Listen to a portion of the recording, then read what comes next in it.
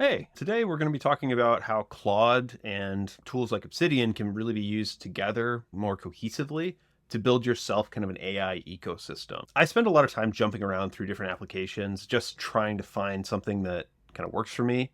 And I've really found this really powerful kind of tool. Let's make a little task for the work that we're doing right now. We're making this video. Let's make a new to-do for creating video on cursor and Obsidian.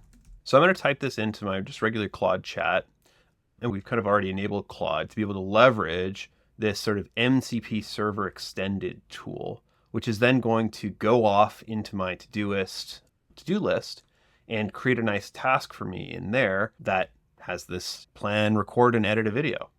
What just happened is I kind of just gave a kind of generic command of, hey, like I want to make a to-do for this thing that I need to do today. And it went and added it to a list that I have where we're tracking these sorts of tasks. Really convenient. Let's go one step further. Can we pull some details from that to flesh out this to-do?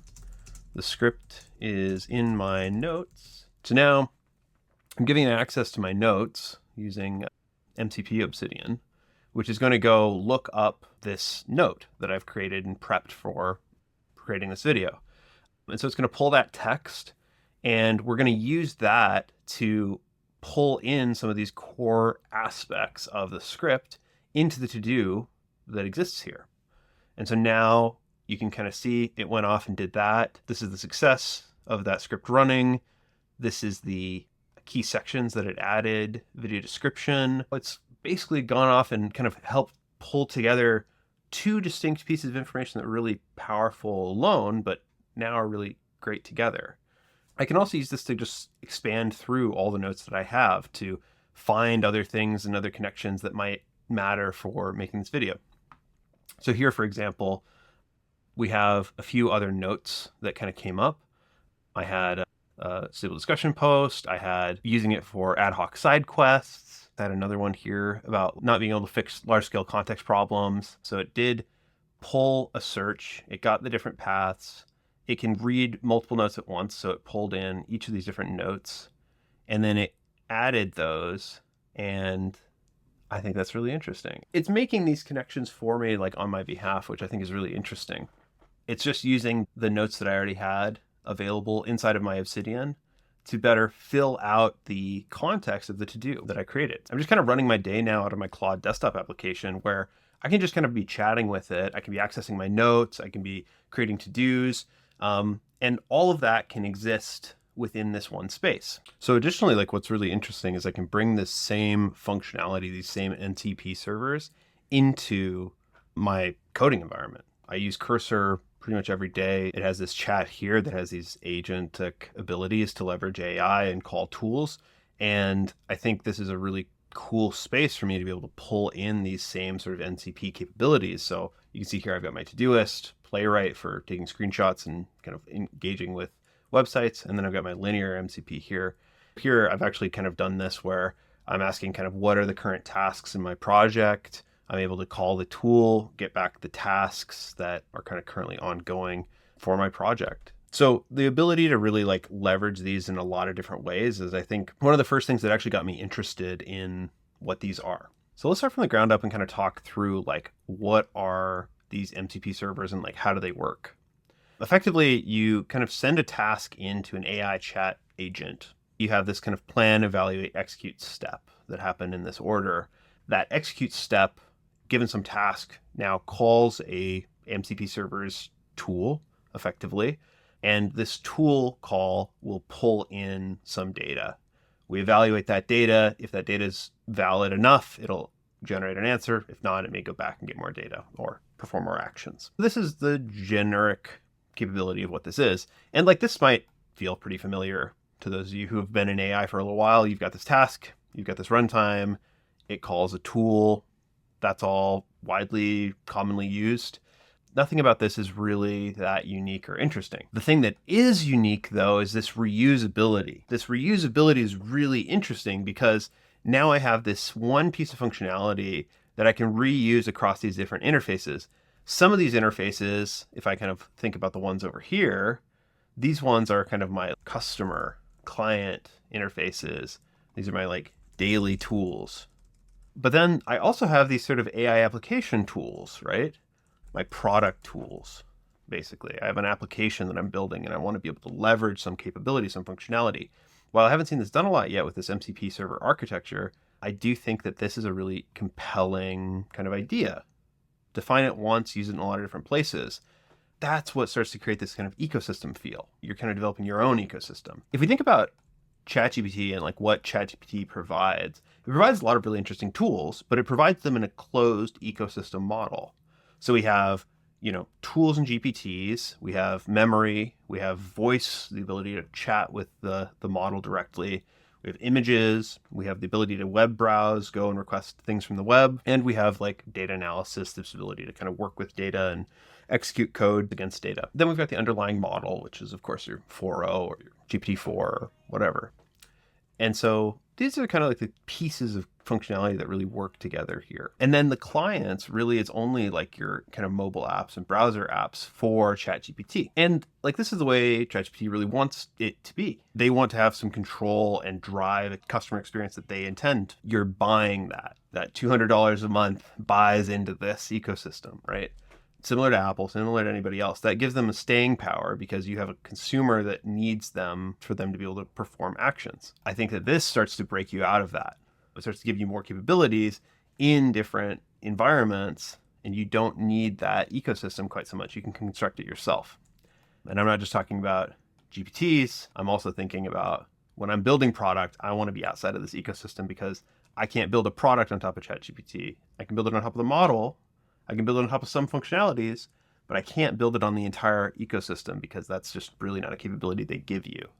Additionally, like when we start building this stuff, we start building like AI tools, this stuff really requires a lot of like iteration. It requires us to like think through what we're building and seeing if that what we're building actually works for the end problem that we're trying to solve. So I have this thing I want to build. When I see that thing that I'm building, I need to envision it. What would it take to make it real, right? How can I envision this thing becoming a real product? Once I kind of have envisioned it, now I need to like manually kind of make it work. Try and build something using these tools, using these AI to make something real. So I'll be using like the AI playground, messing around with it, seeing, okay, what goes together? How do I make this thing work? And then I'll try like hooking it up, right? Maybe I'll hook it up to an MCP tool. Maybe I'll hook it up to a GPT. Maybe I'll hook it up to something that creates this capability for it to do more than just the prompting that I'm giving it. More than just the problem set that I'm giving it. I want to see, can this thing call a tool and do something real? And this is the part that you get kind of blocked on. You can't go further than this if you're in ChatGPT, right? Now you really have to like start over in a way. ChatGPT doesn't even really give you a feel for what it would look like in a real product. They have a lot of different additional features that are on top of it. It's a black box. You don't know what they're doing. You don't know what memory is doing. You don't know what additional stuff they are running. And so when you're trying to build a product and you're looking at ChatGPT's output, it doesn't tell you the real capabilities of what's possible. When you finally pull out of there, you start realizing like, oh, I've got this agent that I'm building. I've got this tool that I'm building. I've got this capability I'm trying to do.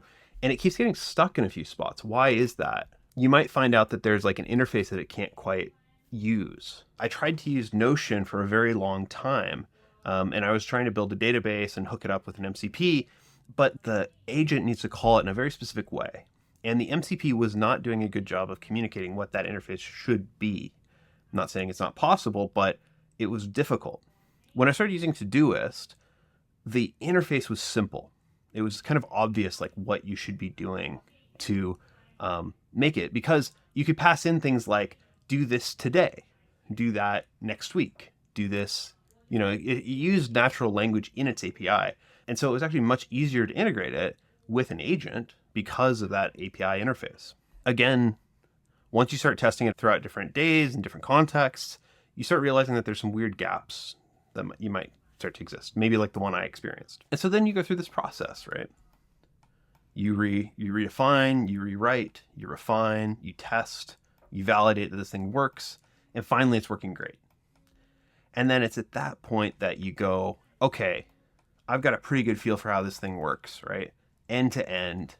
let's go build a prototype. Let's build the first version of a product. This path is really, really interesting. And I think the more complicated that we are starting to make our models and make our interfaces, the more we need to understand that we have to go through this whole path and that we need tools to help us go through this path. And ultimately, that's where I see MCP servers. I see them helping out in this way. So you can find out more about MCPs in the documentation. The Model Context Protocol is the main website where you can kind of find out more about how MCP servers work. It acts as a basic protocol for being able to communicate.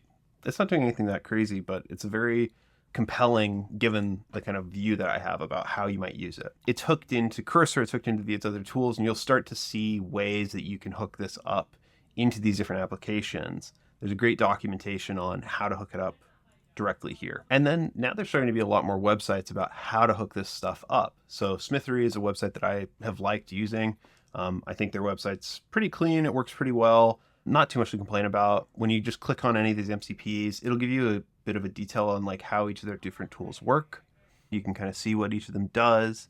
And then it'll give you kind of a list of all the different clients that it can hook up to and how to hook them up. Once you put in your token for how you want to hook it up, it'll give you the script that you run in that space to hook it up. They've got documentation to like troubleshoot things out. It's not the most complete, but you know, it's a start. Just this last week, I ran into an issue on one of their latest releases. So I was able to give them some feedback. They were able to take that feedback and really kind of incorporate it in. That's a really good sign of a good team that's really kind of thinking about their product.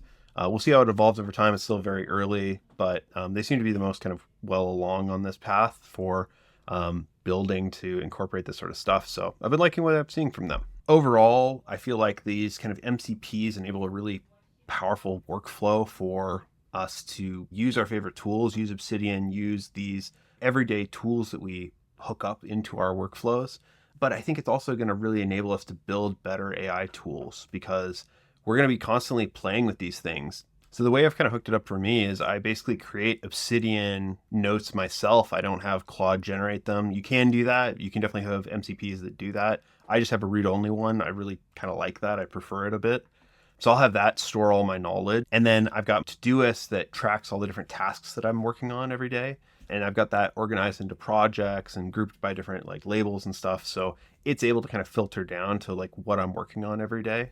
And then I've got Linear hooked in. So now the work tasks that I have, what I'm assigned to, I can kind of pull that directly in and reference those in my Todoist notes as well. At the end of the day, I basically pull everything down, create an engineering log, store that in Obsidian, and now I've got a history of what I've done every single day. This is like my generated log of what I did every day. And so this is really a cool capability. I'm excited about how well it's working right now. I haven't really seen any products that are really able to grab all these different pieces and do them quite so well. I'm excited about that. I'm excited about potentially adding new servers to be able to more fully flesh this out. And I'm just excited about the space. I'm excited about what it can do to empower me to build better products, build better applications. I think this is a huge lift that I'm really going to be paying attention to. I didn't expect to. Kind of when I heard about it, it didn't sound that interesting, but the more I keep diving in, the more I'm just really impressed with it. And the more I think it's a really compelling tool that I'm excited to keep using. If you liked this and you wanted to find out kind of more about AI and kind of what's going on, feel free to follow us over on blog.stablediscussion.com. That's where we post some of our latest insights about AI. We try and be fairly above the hype, more kind of thinking about how things actually work for us in the day-to-day. If that's interesting to you, we'd love you to follow us over there. Also, subscribe and like, and we'll catch you in the next one. Thanks so much.